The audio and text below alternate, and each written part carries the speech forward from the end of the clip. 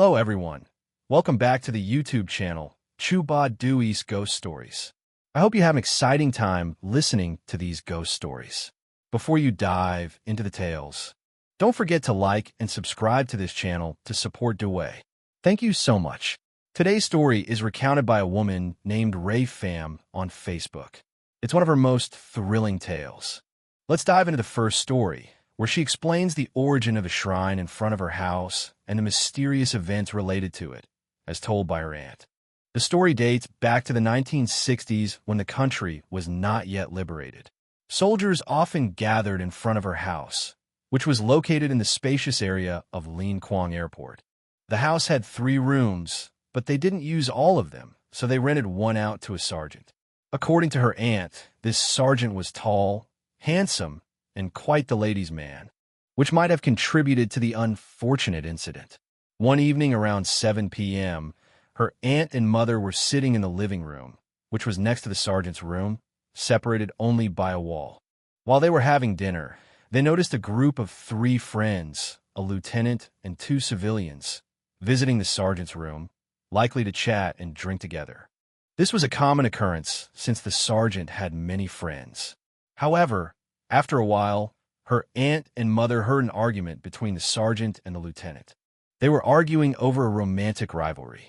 Just minutes later, there was a loud explosion from the adjacent room, and sparks flew through the wooden partitions. The explosion was so loud that her mother hid under the bed, while her aunt stood frozen in shock. Their grandmother urged her aunt to hide, fearing it was a bomb explosion. Once everything calmed down, her aunt went to check the next room and saw the lieutenant limping away with a bloody leg. Neighbors came rushing in after hearing the explosion and discovered the sergeant's body, unrecognizable due to the blast, which was caused by the lieutenant. The scene was gruesome, with the sergeant's body on the bed, blood dripping onto the floor, and another friend of the sergeant's sitting on a chair with his intestines exposed.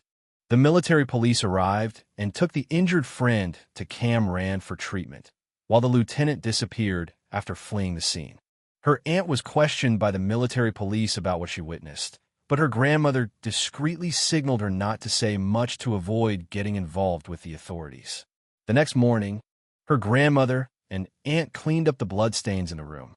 Before entering, her grandmother threw a bowl on the floor, shattering it as part of a ritual. They then gathered all the bedding from the room and burned it under a nearby banyan tree. My grandmother used to chant something, perhaps a prayer or a spell, because my sister mentioned that our grandmother was originally from the Mekong Delta. At that time, she learned Khmer, so when people saw her chanting, they thought she was casting spells on the house. My sister recounted that when my aunt cleaned the room, she couldn't stand the smell of blood, which lingered for a whole year, making her avoid the room. Later, that room became my sister's bedroom. As she grew older, she learned the story.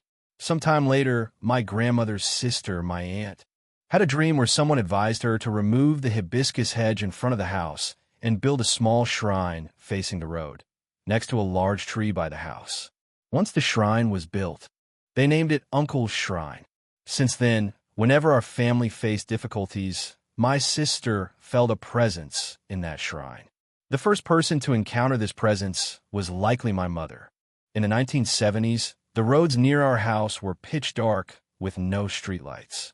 My mother, then only 18 or 19, loved going to the nearby Cine Airport cinema near Liên Quang Airport. One night, after a late film showing that ended around 11 p.m., she found herself alone in the theater. Returning home, she was so shaken that she forgot to lock the door.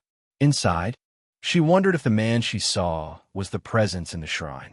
The next morning, when she told my aunt and grandmother, my grandmother scolded her, saying that girls shouldn't be out so late and that the presence she saw was indeed the spirit. She warned her not to stay out late again. The second encounter was probably my grandmother's. During a flood release from the Nim Dam, which had been announced on TV and radio, our family was unaware. My cousin Trong decided to go fishing at the Liên Quang waterfall. Usually, he would fish a safer spot, but that day he chose a riskier location. As evening approached and he hadn't returned, the family grew anxious. Suddenly, a friend of his rushed in, reporting that Truong was stuck in the river due to the dam's release and couldn't return ashore. In the ensuing panic, my brothers grabbed a bicycle to go to the waterfall, while my aunt paced nervously, chanting prayers. My grandmother, the calmest among us, began to pray. Once my brothers had left, she lit incense, donned a conical hat, and went to the shrine to pray. My aunt, worried, watched from the house, checking if the boys had returned and wondering what my grandmother was doing. Eventually, she joined my grandmother at the shrine. Despite the heavy rain, my grandmother continued her prayers. After a while, my grandmother returned to the house, assured everyone that the spirits said Truong would be safe and return soon. Skeptical, my aunt remained anxious, but within 5 minutes, we heard footsteps at the gate. It was my brothers, with Truong soaking wet behind them. Relieved, the family skipped dinner, each grabbing a bowl of rice to eat in silence. After Mr. Truong regained his composure, his mother asked him why he went fishing. He replied that he was initially on the shore but intended to cross to the other side to play. However, the water rose quickly, and he couldn't swim fast enough. His aunt asked how he managed to get back to the shore, and he said he didn't know, but it felt like someone guided him. He felt as if someone led him up, allowing him to climb over the rocks and reach the shore, though he couldn't understand why. When Mr. Truong shared this, his grandmother mentioned that earlier, she had gone to pray at her uncle's shrine. After praying, she intended to return home when she saw a man in a camouflage outfit resembling a soldier walking past her. He assured her that everything would be fine, which made her believe that her uncle had heard and responded to her prayers. She then urged Mr. Truong to light incense and give thanks at the altar. The second story is about the narrator's mother, who has 3 children, the eldest brother, the middle brother, and herself, the youngest. She recounted how her father frequently drank and abused her mother, leading to their divorce when she was very young. After the divorce, her mother took her and her siblings to live with their grandmother. Her mother worked on a coffee plantation in the mountains with her stepfather, who was kind and treated her well, so she called him Dad. The story revolves around her eldest brother, who was 20 at the time and suffered from vestibular disorder. The doctor prescribed a medication for 10 days, but he had only taken it for 5 days when his girlfriend, Bitch, invited him to a wedding or funeral. Bitch lived 20 kilometers away from the narrator's home. When Bitch came to invite him, the aunt was irritated and warned him about drinking despite being unwell. Despite her harsh words, she cared for him as her own child. He laughed it off and went to the event with Bitch. The next day, he returned home looking disheveled, and the aunt suspected he had been drinking heavily. Without resting, he asked for permission to rent a car to take Bitch to Bin Duong for her work and stay with her for a few days before returning to the lat. The aunt didn't stop him, thinking he was grown up and would return soon. She agreed for him to take Bitch to work as a factory worker. Things became complicated when he stayed in Bin Duong. Every day, he took Bitch to work. He stood outside her company and called her out, bothering her with trivial talk. He even asked security guards to call her out. This annoyed Bitch, who called the aunt, worried about losing her job due to his behavior. The aunt worried about Bitch's work situation and her brother's strange behavior, suspecting something was wrong. She advised Bitch to watch for any unusual signs. After work, Bitch asked him why he kept calling her out. He explained that he felt unwell and went to a traditional medicine shop, like a martial arts pharmacy, to buy ointment but accidentally drank it instead. This made him feel strange. Bitch found the bottle half empty, confirming he drank the massage ointment, not the medicinal alcohol. Given his vestibular disorder, and now the ointment, his mental state was unstable, causing him to repeatedly call Bitch out at work. Realizing he was not himself, Bitch called the aunt for help. When the matter reached the narrator's mother and stepfather, they both, arranging to leave the coffee farm. They took a bus to Beijing to pick up her older brother while waiting for her parents to bring him back. During this time, only Bitch was with her brother, so she urged him to eat something before heading back to the lat. Despite her insistence, he refused to eat anything and demanded only steak. Eventually, they drove to the bus station to wait for their parents and travel back with them. Bitch agreed, and both of them rode from her boarding house to the Banjung bus station. On the way, her brother unexpectedly turned into a repair shop, which puzzled Bitch. She asked why he entered, and he said the bike was dirty and needed cleaning. However, when he took the bike inside, he went straight to the back of the house, asked the owner for some incense sticks, and walked to the backyard. Bitch followed him to see what he was doing and found him standing in front of an Indian-style grave, overgrown with grass so high it obscured the headstone.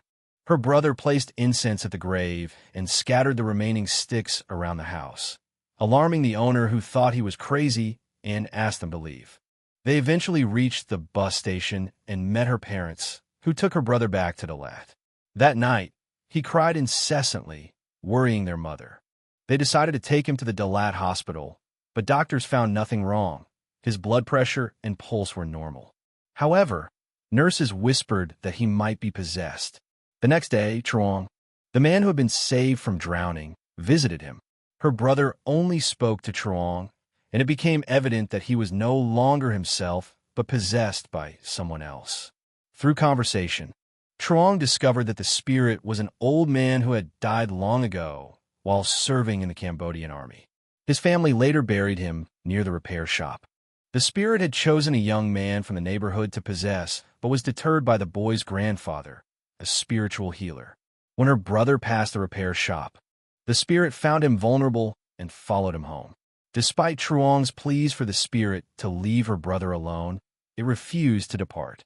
Realizing it was not a physical ailment, but a possession, Truong advised them to discharge him and take him to a temple for spiritual help. Bitch and her family rushed him to the temple, where he seemed heavy and difficult to move, like a block of iron. At the temple, he sat silently while the monk chanted prayers, occasionally breaking into an inexplicable smile. After the prayers, everyone left except her father, who stayed to watch over him.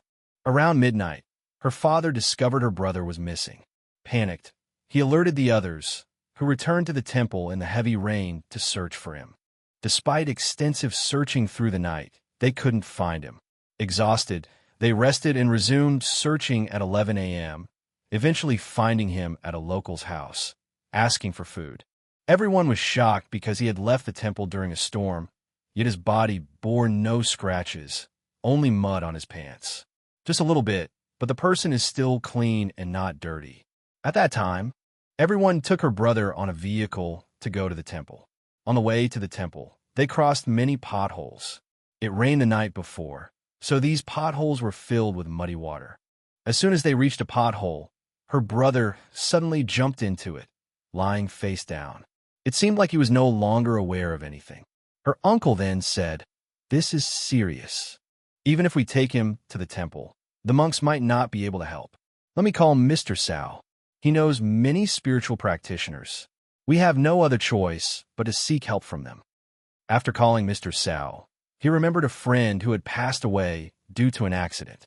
After his death, he often possessed his wife's body to help people. Mr. Sao decided to contact this friend and gave everyone the address of Mrs. Thursday, his friend's wife.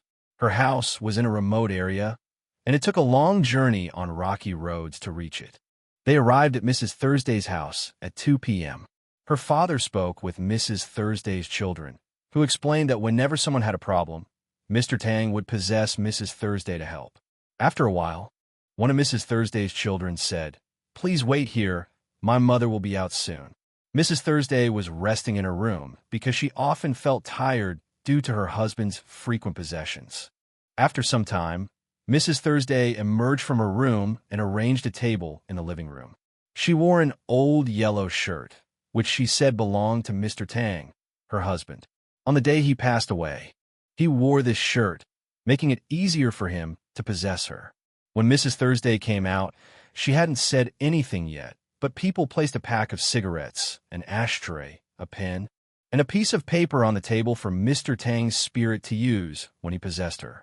Suddenly, Mrs. Thursday shivered, opened her eyes, and was a completely different person. She was no longer Mrs. Thursday. She then spoke, "Is that you, Mr. Sao?"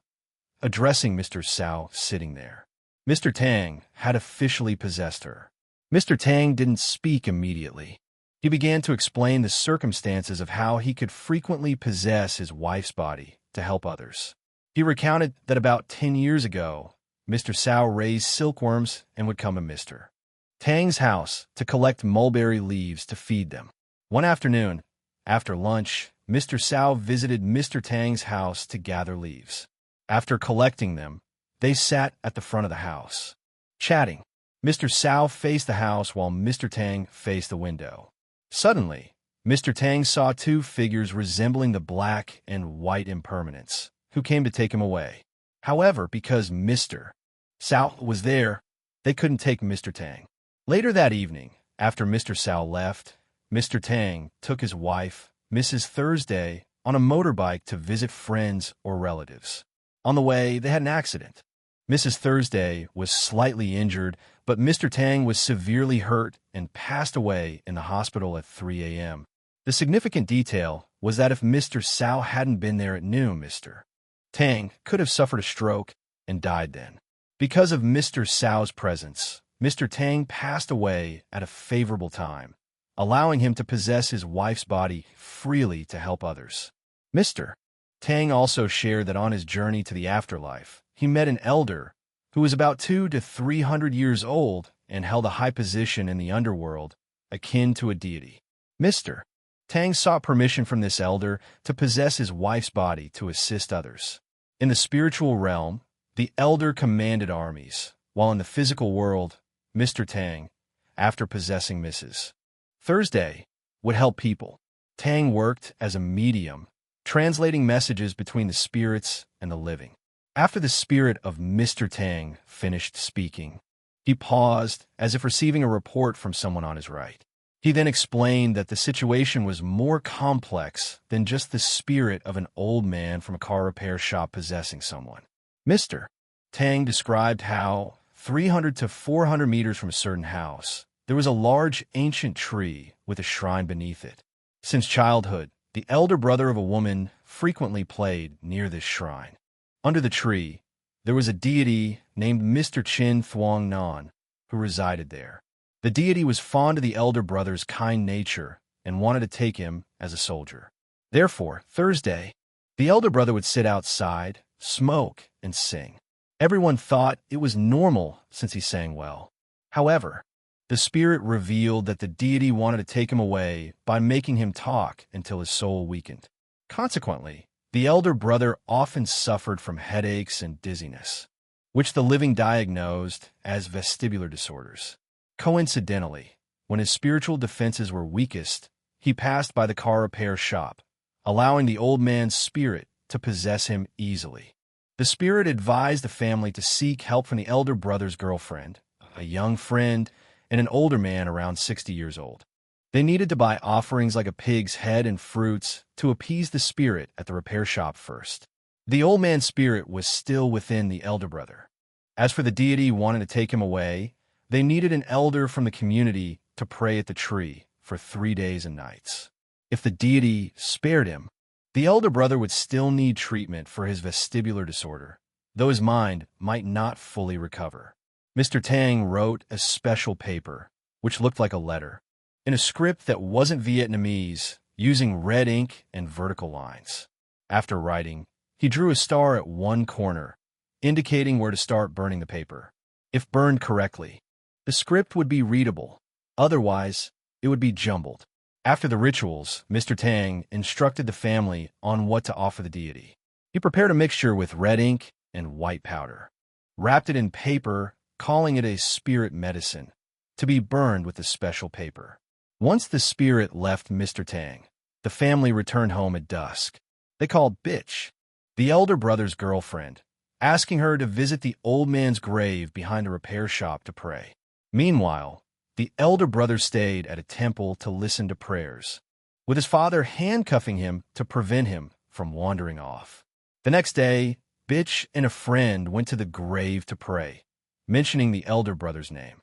At the temple, the elder brother suddenly fainted but regained consciousness later, seemingly back to normal, though he forgot recent events. Simultaneously, the family arranged offerings at the tree, with an elder praying for 3 days and nights. The deity eventually spared the elder brother, thanks to the family's sincerity and his gentle nature.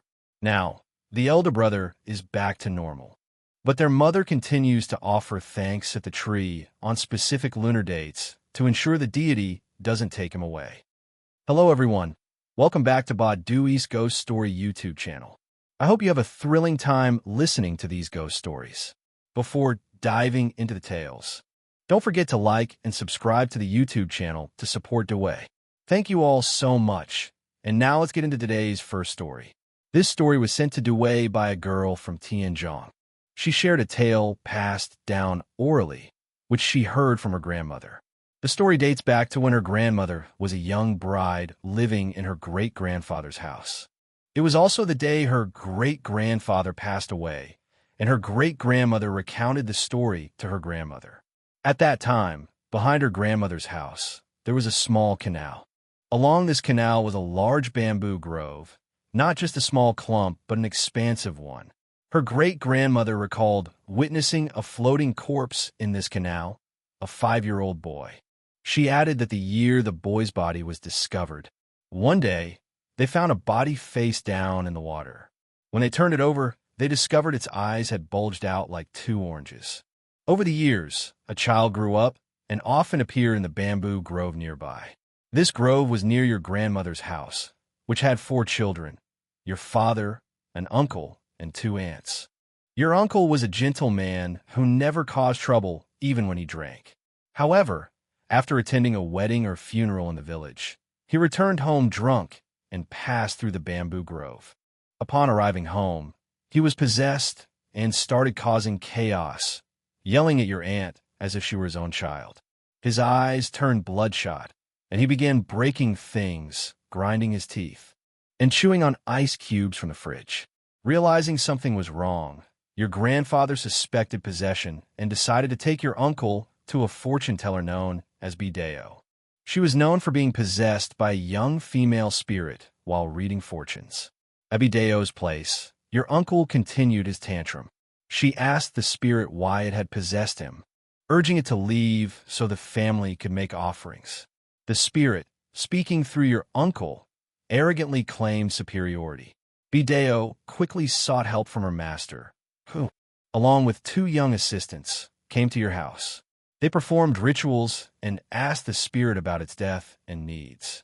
The spirit revealed it was an old man from the bamboo grove.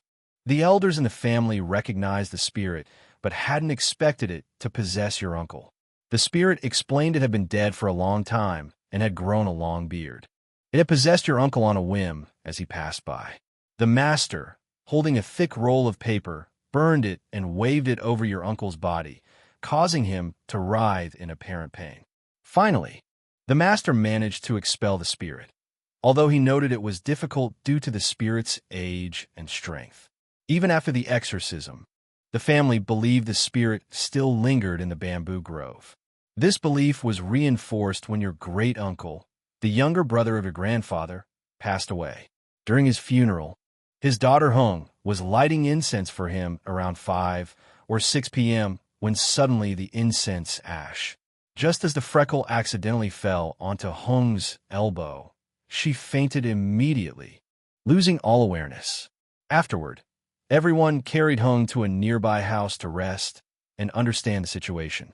Once there, they noticed her trembling and sweating profusely, as if she were drenched. Moments later, her grandfather asked, "Hung, what's wrong? Are you okay?" Hung opened her eyes and replied with just one word, "Cold," stretching the word out. Her boyfriend could only stand in the hallway and cry, fearing Hung might be in danger. Her appearance was alarming. Following the incident where Hung's uncle was possessed, her grandfather realized that Hung might be possessed too, similar to her uncle. He then asked everyone to drive to Mrs. Bideo's house and bring her down. Shortly after, Bideo and her master arrived. They questioned the spirit's origin, and Bideo revealed that not 1, but 3 spirits had entered home. Once stabilized, the master lit incense and let its aroma spread around home. He detected 2 spirits, disciples of an old man near the bamboo grove, possessing Hung. A third, more formidable spirit hadn't communicated yet, so the master couldn't identify it. After interrogating the two soldier spirits possessing Hung, they confessed that they were soldiers who died in the area, shot by enemies. They happened upon the funeral and saw Hung, whose weak aura made her susceptible to possession.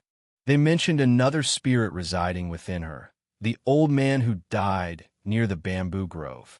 Upon his possession, Hung's body became soaked, as if submerged in water, and she shivered violently, her teeth chattering. After the soldiers spoke, the master tapped Hung with his fingers, causing her pain, and she pleaded, "Don't hit me."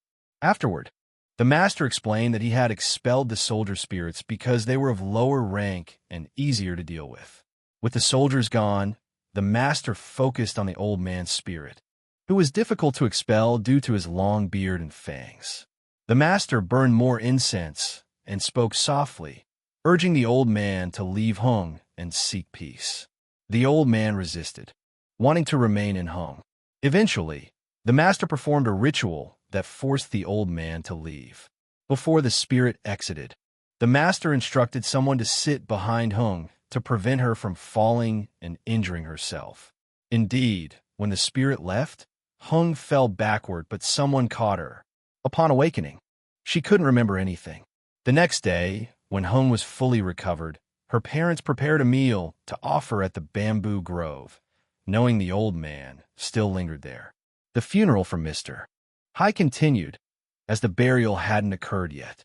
During the funeral, a neighbor recounted how her boyfriend, visiting from Saigon, had seen an old man with a long beard standing by the bamboo grove while relieving himself. He described the beard reaching the man's belly.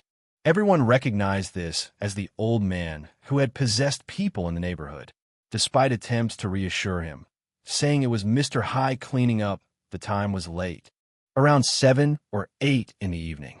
Later, in August 2019, the narrator visited a fortune teller due to their belief in spiritual matters, concerned about the unpredictable events in life.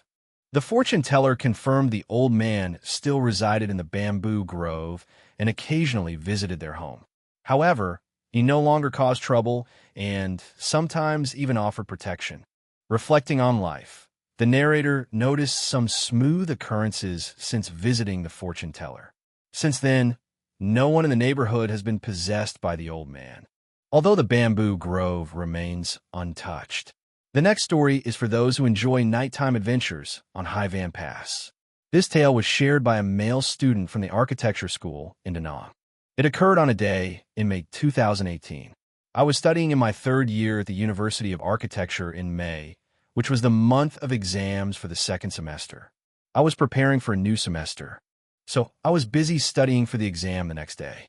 However, unexpectedly, during those days of exam preparation, some friends from Hue texted me, inviting me to drive to Hue to hang out and drink. I agreed, and together with my friend Tang, arranged a trip to Hue via the Hai Van Pass from Da Nang. We spent the whole day eating and drinking, completely forgetting that we needed to study until around 11 p.m. when I received a message from a friend in Da Nang saying, "Hey, did you know? The exam is tomorrow. How much have you studied?" I panicked, realizing that I had an exam the next day, and it was already late at night, and I was still in Hue, not yet back in Da Nang. I thought hard and decided to drive back home to study because I couldn't afford to waste time. We sat for a bit longer until around 12 a.m. Then Tang and I started driving back from Hue to Da Nang. Despite having drunk quite a bit of beer, I felt clear-headed and not drunk at all. We drove through the night on the mountain pass. I had never driven on this pass at night before, but with Tang, a professional driver, it was less scary. We drove until we reached Bang Bridge in the middle of the pass, when we had to stop to relieve ourselves, probably due to drinking too much beer. We turned off the engine, but kept the headlights on. The bike was a 2015 Exciter with bright yellow lights. While standing there, I noticed a man in the distance where the headlights shone. He seemed to be wearing old-fashioned clothes, brown and patched in places. He carried a bag slung over his shoulder, and his hair was unkempt as if it hadn't been washed in a long time. I was startled and asked Tang if he saw the old man standing there. Tang looked, but didn't see anything, dismissing it as just a beggar, not a ghost. I was really scared because, in 22 years of my life, I had never seen a ghost, but the man's appearance terrified me. I urged Tang to drive quickly, glancing at the clock that showed it was almost 1 a.m. We started the engine and drove past the man. I didn't see his face clearly and was so scared that I buried my face into Tang's back, not daring to look. After passing him, I asked Tang if we had just driven past a ghost. He told me not to talk nonsense and to hurry home because we had an exam the next day. We kept discussing the man, with me insisting he was a ghost and Tang denying it, saying he was just a beggar. We ended up betting a case of beer and a squid that the man was a ghost while Tang said there was no ghost.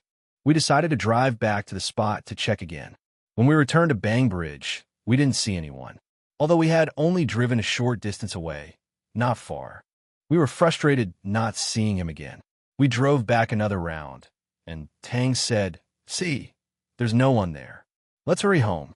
I thought he must have been a ghost, so we rushed home, driving at 40 to 50 kilometers per hour, scared to drive fast on the slippery, deserted mountain road. After driving a bit, I felt like someone was pushing my shoulder from the right, causing Tang and me to veer off the road. The bike overturned, nearly falling off the cliff. Luckily, I was tall, and my legs slipped down the cliff while my chest got caught on the guardrail between the road and the cliff, allowing me to climb back up. The bike was also caught in the barrier, lying on the road, but was badly damaged. We were scraped and bruised all over. In that brief moment, the bike overturned, and while the bike was crushed, the headlights still worked, shining straight down the cliff. I suddenly saw the man standing below. The man greeted you with both hands, and you felt that he was becoming more famous. He came closer to you, and Tang also noticed him, but only you heard his voice. He invited you to come down and play with him, urging you to hurry. Only you saw him, and when you spoke about it, it felt embarrassing because you had wet yourself out of fear. Both of you were trembling with pain and fear. Everyone knows that the High Van Pass is scary even during the day, let alone at night. It was desolate and eerily quiet. Your bike was completely wrecked, and even though you tried to start it, it wouldn't run. You pushed it to the side of the road. Fortunately, after a short walk, you found a station with lights on and people inside. This station was for washing trucks that transported pigs. Despite knocking on the door repeatedly, no one answered as they were asleep, and the dogs kept barking. With no help forthcoming, you decided to wait until dawn for someone to open the door so you could ask for bandages and medicine for your wounds. You waited for several hours until around 4 a.m. when it was already bright outside because it was summer. Even then, the people inside hadn't opened the door to help. Unexpectedly, the bike started before you left, and you left some small change along the way, hoping no one would bother you. You hoped the spirits wouldn't follow you because you were just curious, not intending to cause trouble. You rode the damaged bike back home, and that was the first and last time you traveled the High Van Pass at night. It's a true story with no added details. When talking about the High Van Pass, Duy will share a short story about a spiritual encounter there. A male friend recounted that his brother once went on a tour that passed through the High Van Pass. On that trip, his brother had an accident, sustaining scratches and bruises. He didn't remember which part of the pass it was, but he thought it was just a minor injury. However, something did happen. While recovering at home, his brother took a nap and dreamed of a girl sitting next to him. She wore a red dress and had long hair with deep, dark eyes. He was frightened, but dismissed it as a mere dream. However, that night, he experienced sleep paralysis, which lasted the entire night, unlike previous episodes that lasted only a few minutes. Despite praying, it didn't help, and the same thing happened the next night. Exhausted, he opened his eyes slightly and saw the girl in the red dress from his dream sitting on top of him. Her eyes were still dark and without pupils. He managed to break free and saw her quickly run out to the balcony. He noticed half her body hanging from the ceiling as she climbed up. When she went outside, he felt relieved. He planned to tell his grandfather, who was already standing in front of him, but his grandfather didn't speak. His grandfather, who was a spiritual master, asked why the spirits were following his grandson. He had noticed them for days. After speaking, the brother fainted. Upon waking, his grandfather asked if he had fallen on the high van pass. If he had, 3 female spirits were following him because they found him attractive. The girl in the red dress had saved him from a fatal accident, and the other 2 spirits also liked him. His grandfather advised him to place a knife under his pillow to see if it helped. Despite doing so, he continued to experience sleep paralysis, with all 3 girls asking if he liked them. He only replied, no, but they persisted. After several days, they gradually disappeared, leaving only the girl in the red dress. She appeared again, warning him that he would have a fever the next day and should take medicine. Indeed, he had a fever the next day as she predicted. Even though she said she would leave, she reappeared during his fever, sitting beside him and touching his forehead as if caring for him. Her hand felt warm. Before he could react, it was already morning. That girl disappeared, and the next morning, the elder insisted that the older brother must go to cut off the spiritual ties. He couldn't let it continue like that any longer. The elder was adamant about taking him to sever these ties because the older brother had been feeling cold for several days. He had previously said he didn't like those girls, but today, he was preventing the elder from interfering with the ties because he said he already liked that girl. When they arrived at the master's house, the master advised, "You should cut off the spiritual ties. If you don't, they might take you away, and it could be dangerous." But the older brother refused, saying he already liked them, especially the girl in the red dress. As soon as he said that, he fainted, and the girl in the red dress immediately possessed him, telling the master, "I don't want to leave him. He loves me now, so please let us be together." The master replied, "If you keep following him, you'll harm him rather than love him. You'll be responsible for his death, and you'll carry that burden." The girl, understanding, asked the master, "Please don't force me to leave. Let me watch him from afar without disturbing his dreams." The master, feeling sympathy, released her spirit without forcing her to leave. After the older brother regained consciousness, he was very sad and cried a lot. He locked himself in his room, refusing to let anyone in, not even when the elder knocked on the door. That night, he slept without any disturbances, but the following night, he dreamt of the girl in the red dress saying goodbye, telling him she had to leave because the master wouldn't allow her to stay close. She wished him well. The next morning, the master visited again, saying the girl had appeared in his dream to say she had left, but many other female spirits were still around the older brother. He needed to be careful, as it wasn't just the girl in the red dress following him. The master wanted him to perform more ceremonies to sever these spiritual ties because too many spirits were attached to him. After a long struggle to cut these ties, the older brother is now stable, with no spirits following him. However, he still can't form a relationship with any other girl because he's still deeply in love with the girl in the red dress. He can no longer see her. And with this, our story concludes. Before we end, don't forget to like and subscribe to the YouTube channel to support Duy. If you enjoyed this story, feel free to leave a comment below. Let's look forward to more exciting stories in the future. Goodbye, everyone.